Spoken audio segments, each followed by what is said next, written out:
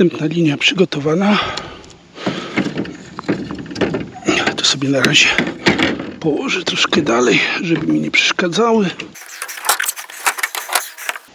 No, tu możecie zobaczyć, jaka jest prosta ta deseczka.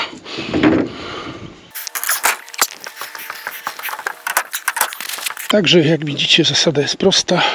Tu są te moje znaczniki, które porobiłem przedtem, ale jako że wyszło mi pewne przesunięcie, to teraz trochę robię inaczej, na żywioł, że tak powiem. Pewnie niektórzy dekarze by się przeżegnali, no ale w każdym razie jest mi wygodnie. Za chwilę tutaj będzie przy oknie, także wydaje mi się, że nie ma to znaczenia, tym bardziej, że ten dach nie jest widoczny jak inne dachy, jest widoczny z kosmosu. To już chyba trzeci dzień dzisiaj. No tak, bo na początku zacząłem jakieś 4 warstwy łupka położyłem i potem pojechałem w sobotę 11 warstw.